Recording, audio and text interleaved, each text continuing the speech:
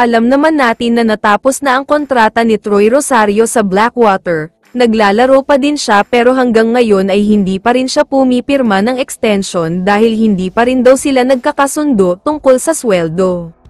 Nagbigay naman ng offer ang Blackwater, pero ayon kay Troy ay may ilang bagay na hindi pa sila napagkakasunduan.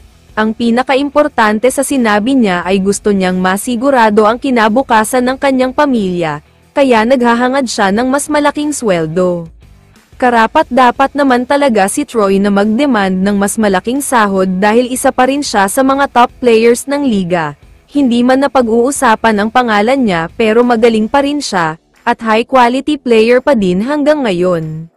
Samantala, alam naman natin na malakas ang mga balita tungkol sa interes ng Hinebra na kunin si Troy Rosario, lalo na't medyo hindi maganda ang ipinapakita ng big man nila ngayon na si Isaac Go, medyo hindi pa din kasi satisfied ang Hinebra sa kanya.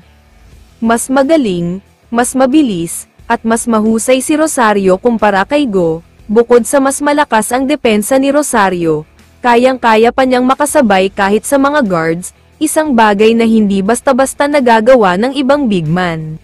Pareho man sila ng taas ni Go na 6'7" pero mas maraming nagagawa si Rosario.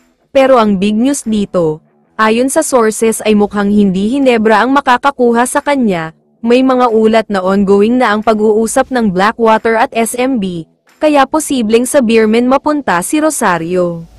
Kailangan daw ng SMB ng karagdagang backup big man para kay Junmar Fajardo, dahil napapansin ng management na kapag umuupo na siya sa bench, biglang nawawala ang magandang flow ng kanilang laro at lumalambot ang depensa. Ang pagkuha kay Rosario ay makakatulong sa frontline nila, lalo na't kailangan nila ng isa pang big man na makakatulong kay Fajardo sa loob. Ayon pa sa source, posible raw na si Mo Tautua ang maging kapalit ni Rosario sa pamamagitan ng one-on-one trade.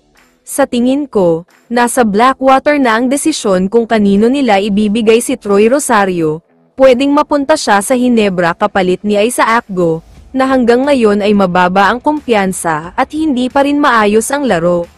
Sa kabilang banda, may posibilidad ding mapunta siya sa San Miguel Beermen kapalit ni Mo Tautua, isang solidong big man na kayang mag-contribute sa ilalim ng basket. Kaya abangan ang mga susunod na updates para malaman kung saan mapupunta si Rosario. Thank you for watching, ikomento mo naman ang saloobin mo tungkol dito, please subscribe na rin sa aking YouTube channel, bilang pagpapakita ng suporta sa akin. Maraming salamat sa panonood nyo.